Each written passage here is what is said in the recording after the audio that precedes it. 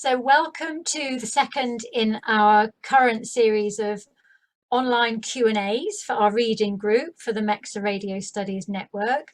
I'm sitting in for Jude, who's normally our chair for technological internet gale force wind reasons. But we are delighted to have two authors of the article that we read in our group discussions last term. The article is called "A Unique and Forward-Looking Sector, Reflecting on 30 Years of Community Access Radio in Aotearoa, New Zealand." It was in the Journal of Radio and Audio Media. And these authors are Bronwyn Beatty and Brian Pauling. And we're here this evening to find out more about their research, their work, and to learn a little bit more about this article as well. So Bronwyn and Brian, welcome. Thank you so much for joining us today. Kia ora. So Bronwyn, I was going to ask how you have found yourself working in this organisation, but that might involve you needing to explain how you came across Brian as well, because I note that you are in the same broadcasting school. Yes, yeah. So I work at the New Zealand Broadcasting School in Christchurch, New Zealand, which Brian established about 30 years ago.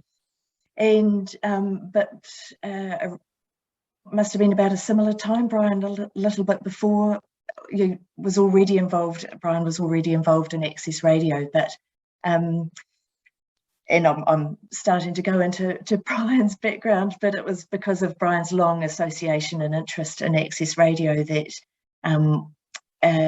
when it came to writing a history of the sector and celebrating many decades on air, Brian was looking for a co-author and tapped me on the shoulder, which was fantastic. So got to engage with the media at a time, with the Access Radio sector at a time where it was quite established, but also at a really interesting moment where digitalisation was becoming a firm and important part of what Access Radio is. And in fact, it's now called Access Media. So that sort of changed. So yeah, that's where my association comes in. Okay, so there is actually a book in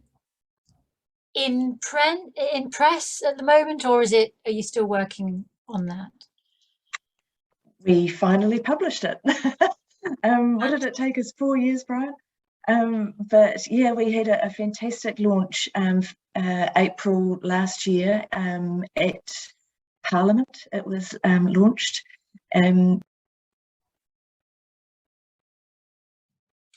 Oh, Brian, you might have to continue on the story of the book launch now. Yes. I wonder where she's gone to.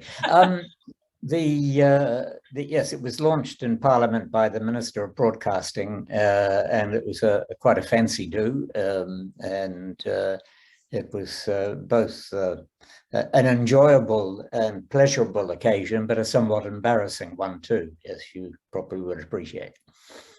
Oh, I'm sure you deserved all the praise and the excitement. Oh, and Bronwyn's showing us a copy of the book there as well.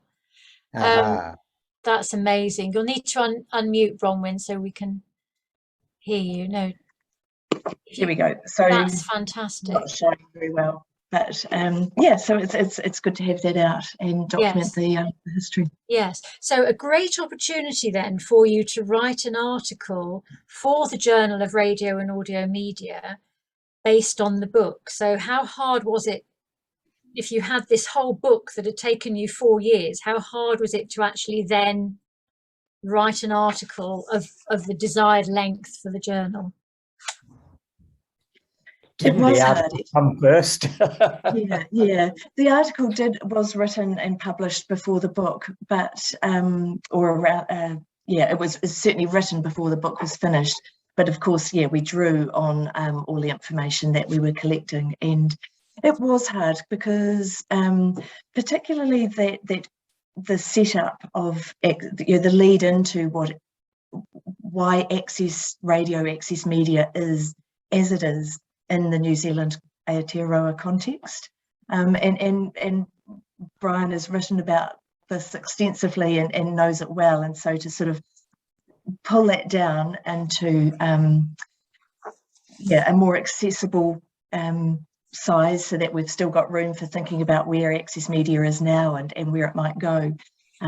It was difficult, but I think really enjoyed working with someone else on a piece of academic writing. I think that, look, we always draw on someone else to read what we've written, to give us feedback on clarity, direction, etc.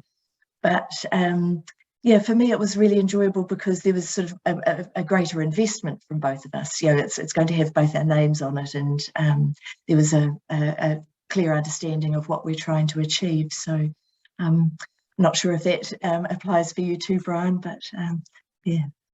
Well, yes, it does. I must confess that I was subject to the blue pencil on more than one occasion, because when I started, for example, the introductory chapter, which was basically to situate access radio within the history of New Zealand radio, I've been involved in my first radio broadcast I did 75 years ago. So in many ways, I'm nearly as old as radio itself. And of course, I just poured out of me, and poor Rob Bronwyn and our editor had to cut me back many numbers of words. So one of the hardest things for me in the writing of the book was the editing process, getting it down to a manageable size without losing what I thought were the key issues. But thanks to a very strong partnership between Bronwyn and our editor, we managed to do it. So I'm happy to ask a couple of questions about the article now, but I'm also conscious that I have other colleagues here from the Radio Studies Network who may also have questions. So if you do have questions, please put your hand up or put them in the chat. So the title of the article, A Unique and Forward-Looking Sector, what is it that you are finding is unique? Because I'm going to play devil's advocate a little. One might look at the world and see that there are lots of community radio systems everywhere and question why the New Zealand model is unique. So what makes it unique? Do you want to try that, Bronwyn? Yeah, well, I think what first comes to mind is that it's unique within the New Zealand broadcasting context. And others will know more about the international community radio sector, but I think too there's an element of it being not the norm internationally. But so within the New Zealand context, it's we've got a very strong commercial radio sector. There's a lot of radio in New Zealand. But the commercial radio sector is strong, and of course it's got its own criteria. So it is unique in that it is endorsed by the government through funding, but it's absolutely intended to be about capturing a particular community in all its diversity.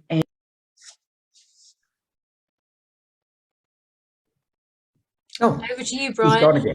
Over to me again. Yes.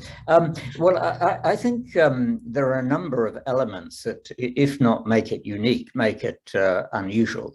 The first is that whilst it is community radio, it is community access radio.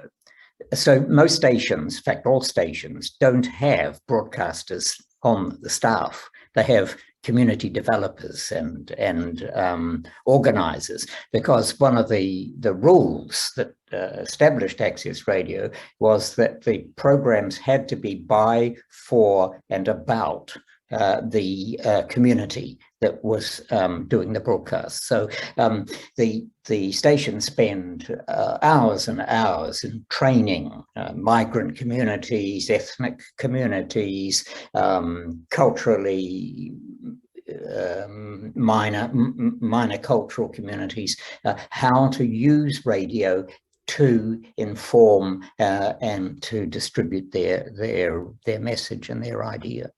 The second element I think about rarity is I don't think there are many community radio stations around the world that are 60% funded by the state.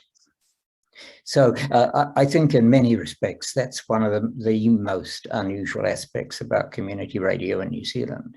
So along with other unusual features of Aotearoa New Zealand being a bicultural society and all the rest of it, those two things stand out for me. It is not the traditional community radio where you have station staff and they do a lot of broadcasting and they bring people in and they interview and they chat and all the rest of it.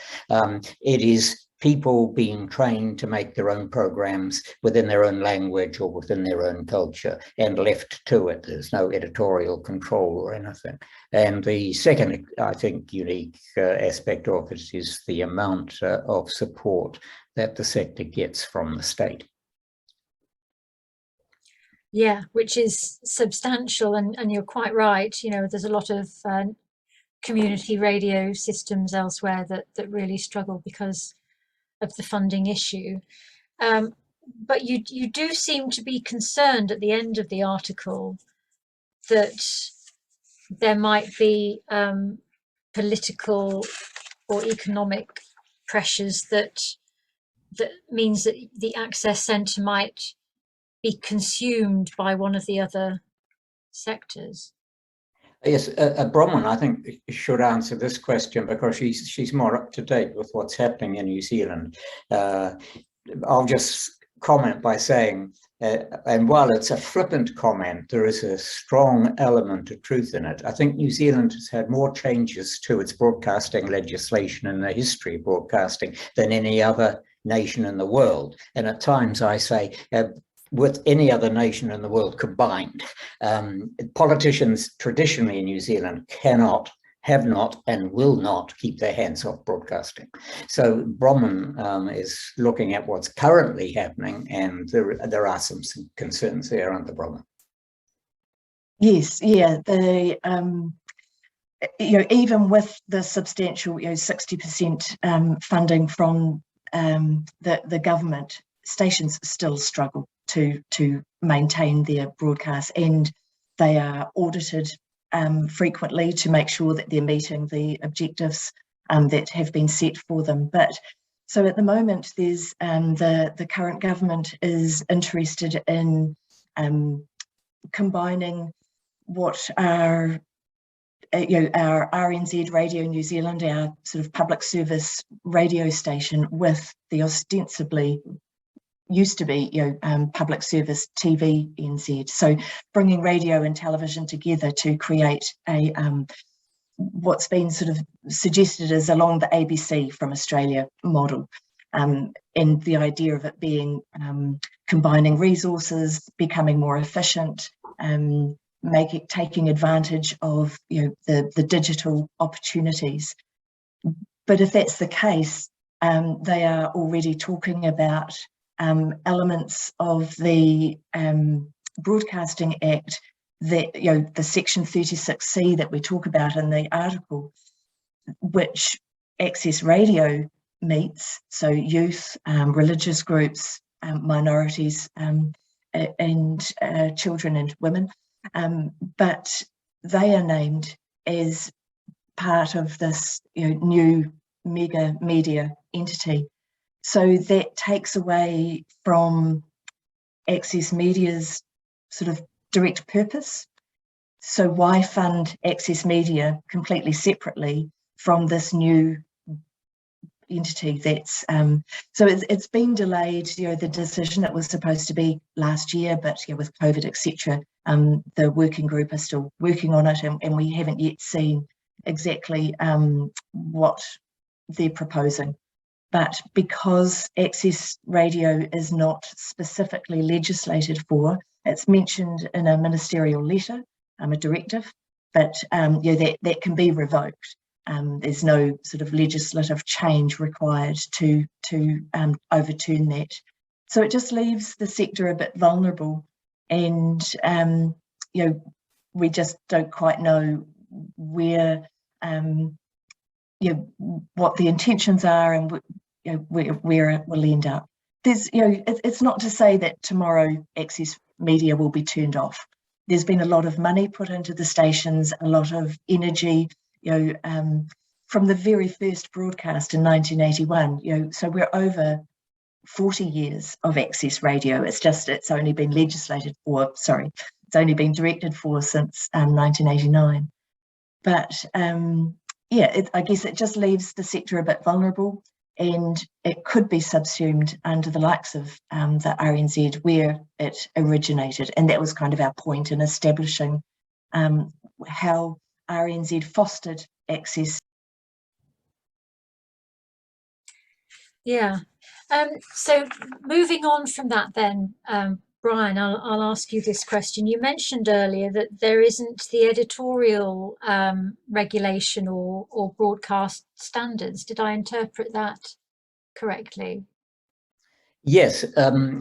In New Zealand, I mean, we could talk for hours about the unusual political situation in New Zealand, but we like in many countries, we had a sort of an explosion of neoliberal right-wing politics in the 80s, and deregulation was the key word. And so most of broadcasting in New Zealand is self-regulated.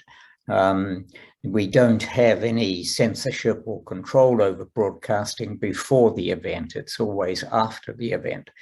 And so one of the interesting things about access is if somebody is broadcasting a program in Tongan, who's going to actually know what's going on the station? You just have to trust that things are going as they're meant to go. In the early days, when I was in charge of the early years of access in Christchurch, we had this, it was actually a Tongan radio program, and it was going well, and we had an approach by somebody else who said, well, I'd like to do another Tongan program. And we said, sure, more the merrier. And so we ended up at that stage of having 3 Tongan radio stations. And it was going along merrily until one day I got a knock on the door, and it was a senior Tongan minister from the local church who said, you're aware of the Tongan broadcasts on your station? I said, yes. I said, I am. It's good, isn't it? He said, no, it's not. And and so it turned out that there were 3 factions within the Tongan community, and they were spending their 20 minutes on air each week hacking off the other 2. And so it, and of course, unless you had knowledge of the language, you would never have picked that up. And so the community radio has been like that right from the beginning, and it's quite fascinating that there have been very few Broadcasting Standards Authority questioning of access radio, although I myself can think of dozens of times when, whoops, you wouldn't get away with that on a standard broadcasting platform. It's that's another, I think, rather unique element of access. It is probably the most liberated airtime anywhere. Which some people might argue is how it should be if this is really community access. But then I guess, where do you draw the line between, being rude or inciting? Yeah, that's so interesting. There was a question that came up when we were discussing the article last term, because there was a comment, I think, where some communities that you've been working with, or that an access station has been working with, who after all their training don't end up on an air. Why does that happen? How can that happen? I think for any number of reasons, and there's increasing time pressures, just being able to commit long term. So quite often people will perhaps commit to a couple of months on air, and that's it. But then equally there'll be someone on air for decades. Financial time, and just people's some people might not feel comfortable going on air, and it just takes time to build that trust. So I think we've got in there Nikki Reese from Plains FM in Christchurch talks about just that the lengths that they need to go to convince sounds like manipulation, but just to really let communities know that they are welcome, that it is their opportunity. And so if perhaps you're a refugee and you're coming to a new country, then that might be hard to accept or realise what that truly means. So yeah, there's any number of reasons. And I think that the refugee one is classic on, I think it was Wellington Access Radio, where I think they worked with that small group for 3 to 4 years to give them the confidence to get to air. And I recall Kristen, I think it was, saying at the time that they were all ready to go when the person who was leading the group had to leave town because of a change of family situation, and the group just fell apart and they never got to air. Yeah, and that's a good point, because I think it can take just one person, can't it? That gets that group. If that person understands what access radio means and they have the trust of their community, then that can make it work. But yeah. Good. I'm going to open the floor to my colleagues now, because I've been doing all the talking, well, apart from Brian and Bronwyn. I don't know if you want to put any questions in the chat, if you have any. Actually, I was just going to add to that last comment about that even if they don't get to air, just that community development that is undertaken is really important of itself. And again, I think it's in the article that is actually not paid for. What the government funds are the hours that go to air. And so all that work and energy that goes into getting someone to air is not recognised as such, and yet it's really important. Might not get to air, and yet there's a lot of community development goodwill that goes on in that process. And I think that one of the things that I've been very strong on is I don't actually talk in terms of radio for access radio. I talk in terms of community development. The most successful community radio stations in New Zealand are not run by good broadcasters. They're run by good community development people. Bronwyn and Brian, when I'm listening to you, I'm looking for the similarities and differences between the Australian and New Zealand community radio sectors, and I hear similarities in that funded government funded programming hours. So we have a similar program in Australia where programs can be funded per hour for particularly programs in languages other than English. I would suggest, and I don't know if for sure, but I would suggest our national Indigenous radio sector would be heavily funded by the government as well. So we have the National Indigenous Radio Service, NIRS, and I would expect that, you know, that's funded quite heavily by the government. I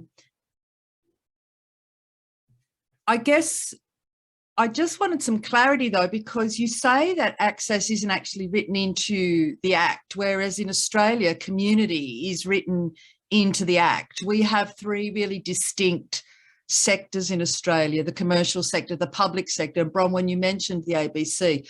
So the ABC and SBS sit in that public sector, and then the community radio sector, and we have over 300 community radio stations. So community is written into the Act. So you're saying that access isn't actually written in the Act, that it's something as an extension from the public broadcaster. Is that correct? Because that's how our community radio sector started in Australia, as, you know, something alongside the ABC. So it seems like our community radio sector started similarly to what you're describing.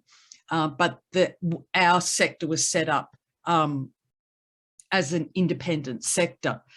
So access is still sitting alongside your national broadcaster, is that correct? In the Act, yeah, right. Yes.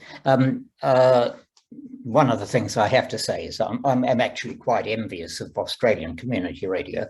There are far more community radio stations in Australia per head of population than in this country, and of course it has a very noble history.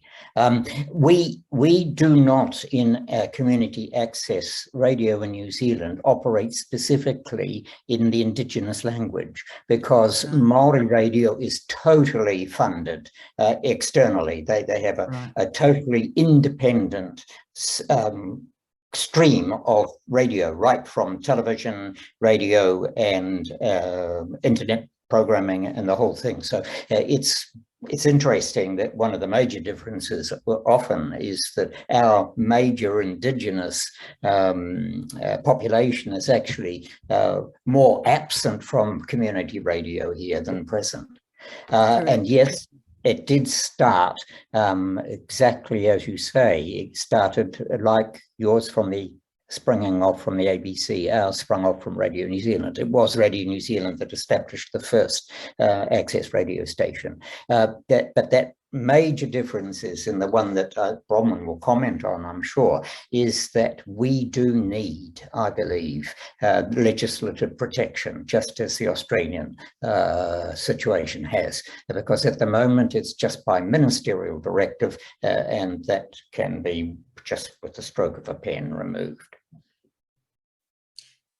So can I ask, if so there's programs that are access programs, and then there's programs that are general community programs on any station, and the access programs receive funding. Do the general access programs, do they have to pay for airtime? They do. So you have to pay to go on air. Everyone has to pay to go on air. Is that correct? Yes. Yeah. Yeah. Right. And that's one of the barriers, of course, for particularly refugees or minority groups. And so that's part of what the staff at any of the stations do is, they approach it differently, but organise sponsors, or try and upskill the people who want to broadcast, to approach relevant entities to support them, to pay that cost. Yeah. So it costs so then less. the sponsorship, they keep the sponsorship income, don't they? And they use that to pay for their access fee. Yeah. So we have something similar in some programs in Australia. So you said that in the article you mentioned COVID, and that those shutdown periods, and that the impact that had on people not being able to go to air, and the impact that had then on the bottom line of stations. How did programs and stations survive then over the past 2 years? What does the sector look like now? What do stations and the programs look like? Did you lose programs because, you know, people couldn't go to air? Were stations, you know, still struggling financially because they weren't getting the government funding because programs couldn't go to air? What happened at the end of 2 years of COVID? As you know, COVID had a different path in New Zealand to many countries. And during Bronwyn, you could probably tell how Plains FM, for example, operated during COVID. They basically decamped from the studios and worked from home. And the good thing was that the government funding did not cease, despite programs missing in action. Yeah. I think it was a mixed experience as well. So my understanding, and you know, some of the stations, they didn't really lose many. I think, you know, so Free FM in Wellington didn't lose many of their broadcasters, whereas perhaps in, you know, I think I'm right that, you know, Fresh FM in Nelson, they did lose broadcasters. And so, of course, if you're able to keep people going, then you've got that momentum. But if you've lost broadcasters, then you're, you know, on the back foot when you're trying to, you know, sort of get more people on air when it feels like, you know, just every day is a little bit difficult. So, you know, with COVID experience, you know, living under a pandemic. So I think, you know, each of the stations have had a different experience, but overall, the ability. Oh, Bronwyn, she's gone again. The ability to keep overall, I'll try and finish the sentence, and overall the ability of most stations to maintain their programming was quite good. Yeah, so but Bronwyn's back. Bronwyn may be able to back me up on this. Some stations are having difficulty in recovering their lost program makers. The perennial debate in this country, and it's dominated every access radio meeting that I've ever been to, is the definition of a Section 36C program. Now, you talk about how many angels are on the end of a pin. This is something which really we struggle with, and I don't know, Bronwyn, but has anyone yet come up with anybody come up with a decent 36C definition that pleases everyone?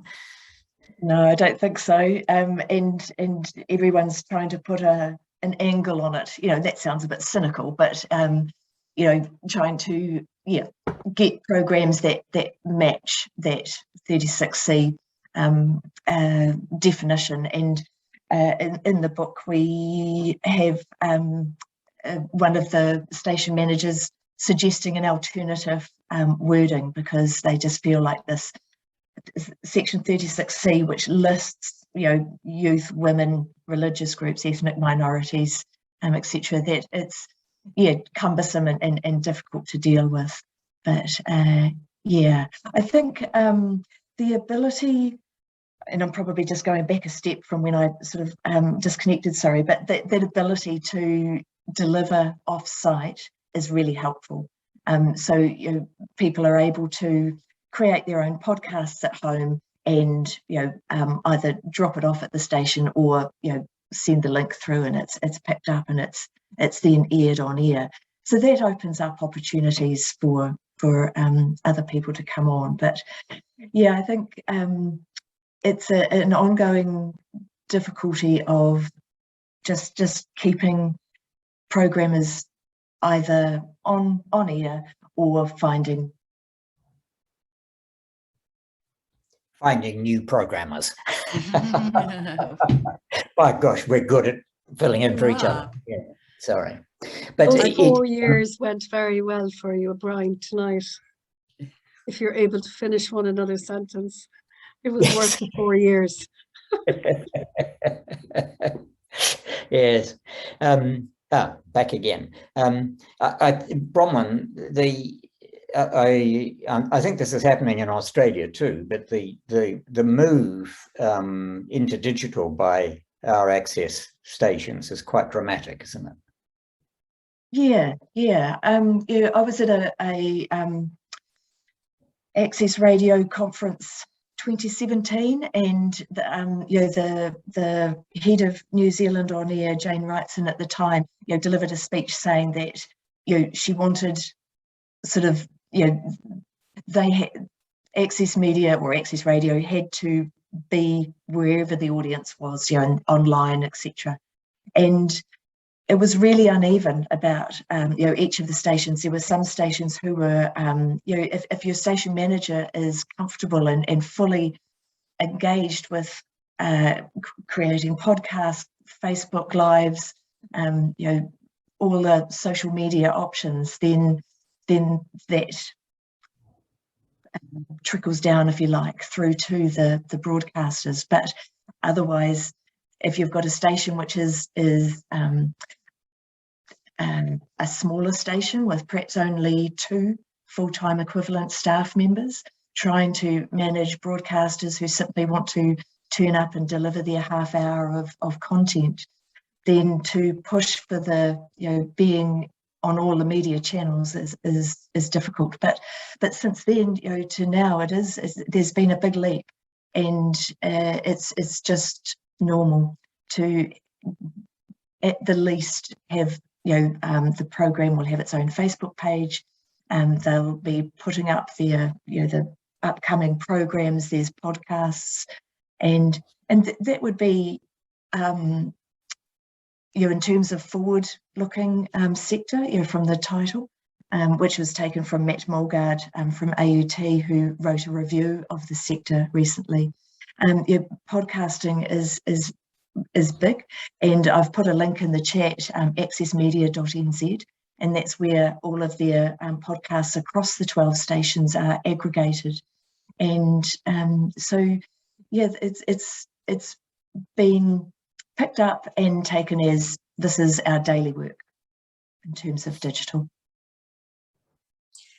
Yes, because I noticed in the article you did say that actually all 12 stations were submitting their podcasts, which meant that someone might be listening to the main station that they're familiar with and hear a show that they like, but then actually want to find similar shows made by other stations. And so potentially they are able to access further afield than what they had normally been able to do. And that's because of the online platforms.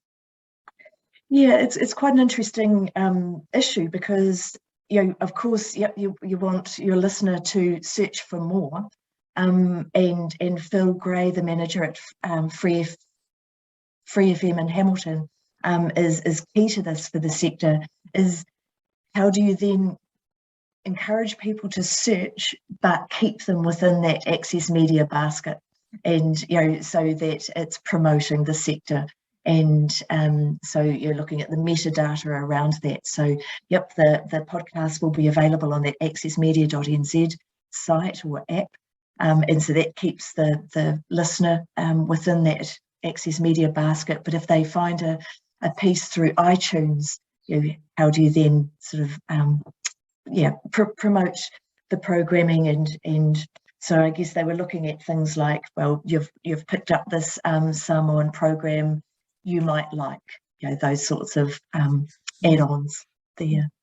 Yeah. It feels mad that that the sector is judged on its output in terms of the airtime produced, rather than the impact and the outcomes, which are the social gain, which is so important, certainly in the UK community radio sector. We are all about, and it's written into the key commitments, it's radio for social gain, and it's taken for granted that there's community development and relationship building that you do that might actually happen off air as well.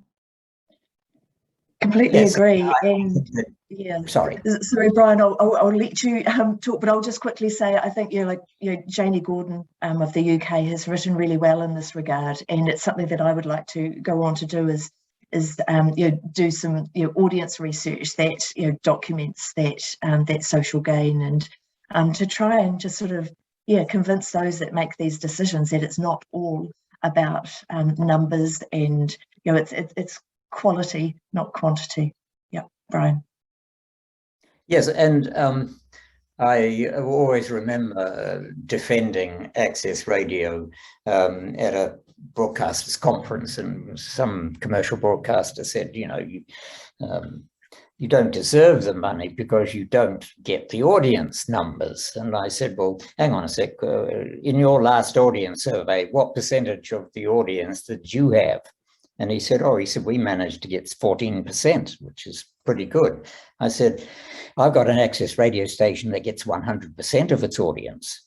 And he said, that's not true. I said, it is. And I pointed into the Farsi program that broadcasts out of Wellington. Every single member of that community in Wellington, which is a tight-knit community, tune in every week to that program. It's where they get news about what's happening from home, and they get able to communicate with each other. And every Farsi speaking person in Wellington listens, and you can't beat that.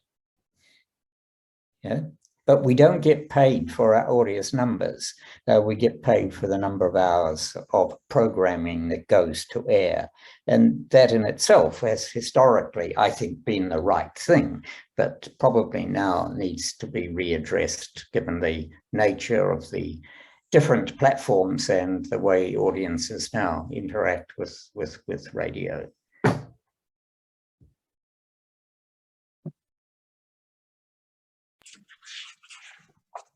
So does anyone else have another question? I'm just looking through the notes that I made on the article.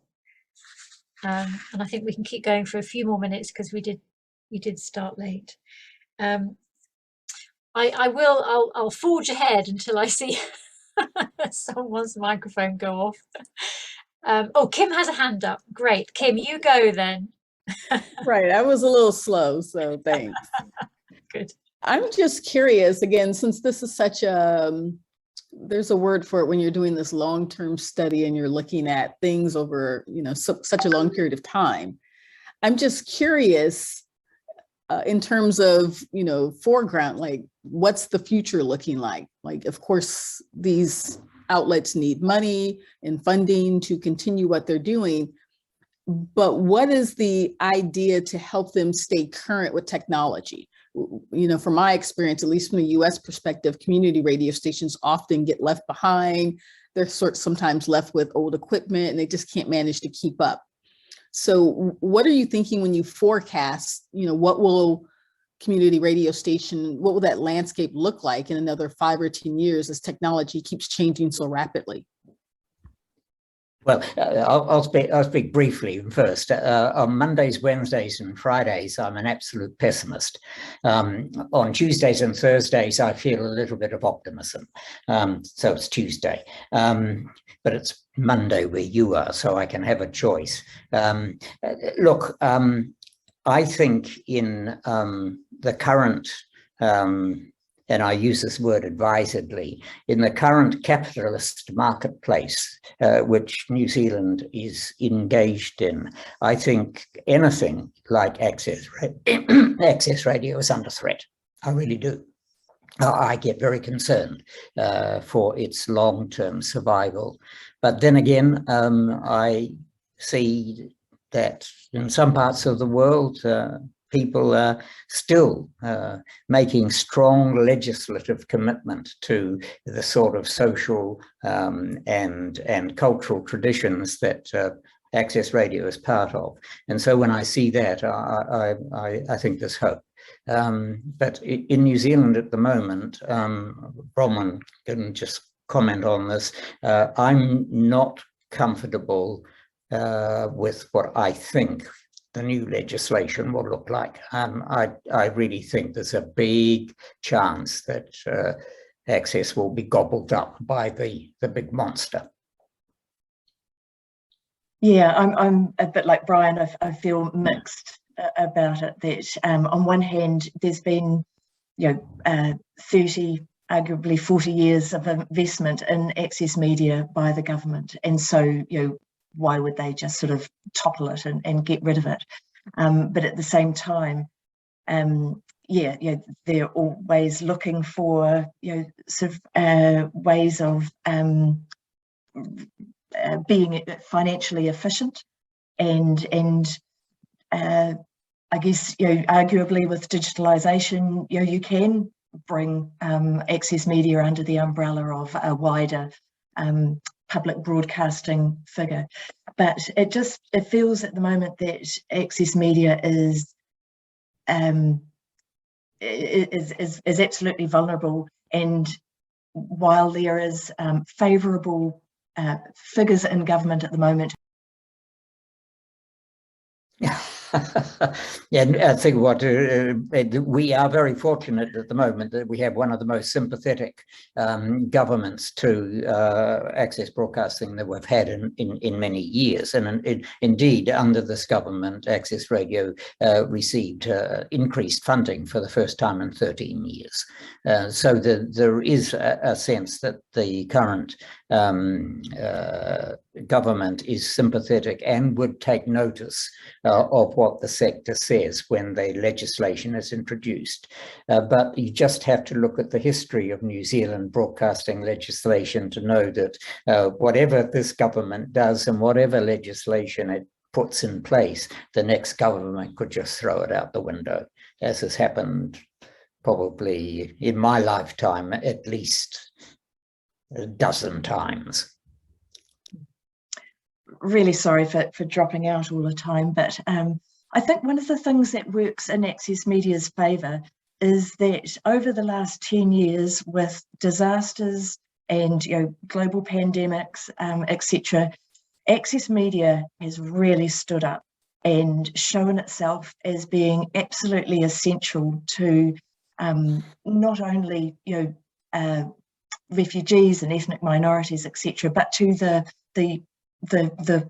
direct community. The earthquakes in Christchurch, there was a real need for the service that they provided, and not just in that immediate aftermath, but on. Bronwyn lives in an absolutely beautiful part of the country, but you can see that that's so beautiful they can't get the technology there as well as they should. But I think for both and it's interesting that it happened in Christchurch, that both the earthquakes and the mosque attacks highlighted that access radio locally contributed to the well-being of the whole community. And it actually had an impact on particularly local government that changed their views about access and started to engage with access in a more regular and consultatory and also official ways. And so Plains FM in Christchurch is now embedded in the Christchurch community in a way that prior to those two events, it was not.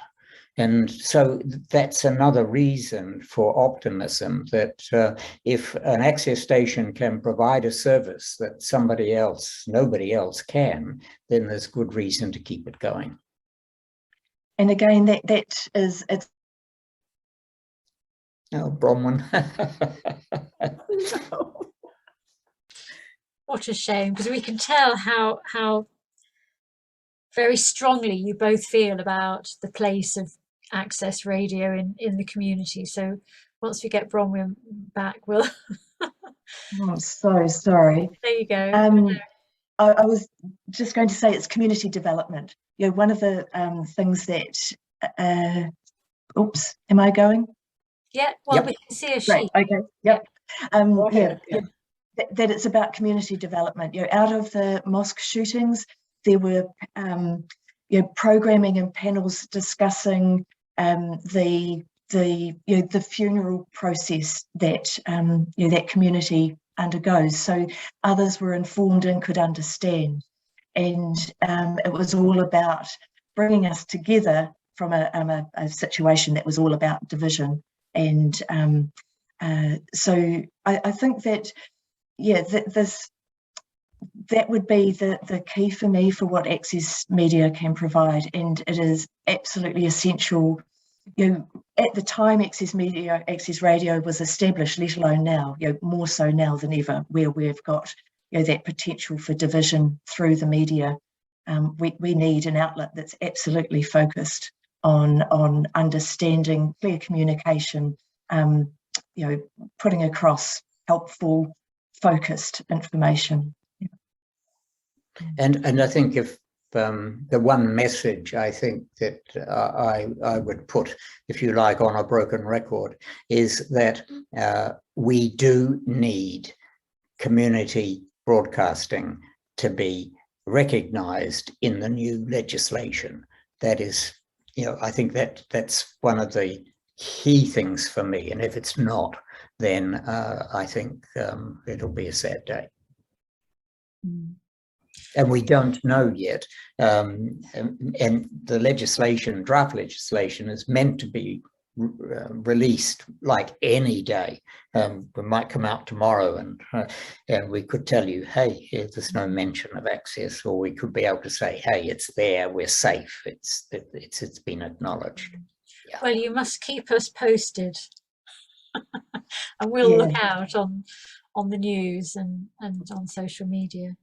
So well, especially where there's a precedent, in the UK and Australia, obviously, where it is in legislation. So it's not like we're asking for something, out of the norm there.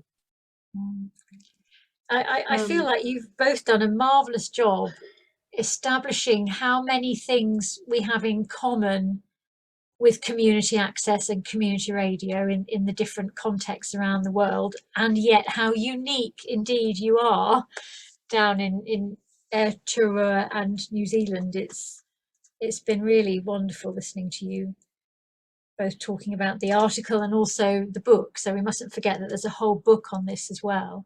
And we need to spread the word that this is so important, and that we need to do our transcendental thinking meditation and get this into legislation where you are. And I think that we in New Zealand need to be a little more observant internationally. We're fortunate in that for the last, I don't know, Bronwyn, 5 years, I think, that Access Radio's annual conference has always had a representative from the Australian community radio body, and I think that likewise a New Zealand representative has gone to the Australian annual meeting, and that's good. But I think that we could spread we could become more engaged with the international community radio than we have as a sector. Yeah. Great. Well, I feel that we are at the end of this hour, but I don't know if Jude or Kim or Michelle have something else they would like to say or note. I've got a note here from Jerry. He hasn't been able to join us this evening. His comment on the article was he felt a really important takeaway was how useful a website might be for us to post the best examples of community radio and community access genres and topics and things like that for other community stations to see and be inspired by, because that seems to be what you have there now on your website. Yeah, so accessmedia.nz is both an app and a website where people can listen to each of the stations live or pick up podcasts from that. So, but obviously that's just focused on the New Zealand Access Media sites. But yeah. But it's definitely something, I think, as Brian says, we can all learn so much from each other and from each other's examples. And yes, hopefully long live community radio and community access, and empowering people, or making them feel comfortable by feeling involved and feeling welcome. So yes, the other really important message, and something that we know Brian is so dedicated to, is the community development aspect of what it is that we can do with broadcasting. Yep. So Brian and Bronwyn, thank you so much for joining us. Another plug for the article. It was in the Journal of Radio and Audio Media, and it was a unique and forward-looking sector reflecting on 30 years of community access radio in Aotearoa, New Zealand. And the actual book, would you two like to plug the actual book? Sure. It's called Sharing the Mic, Community Access Radio in Aotearoa, New Zealand. And Freerange Press. You can order it through there. Great stuff. Thank you so much. Yeah, Thank been you. a pleasure. So I've enjoyed meeting you all, and it's great to talk with other people who have similar values and ideas about what I consider to be a very important medium.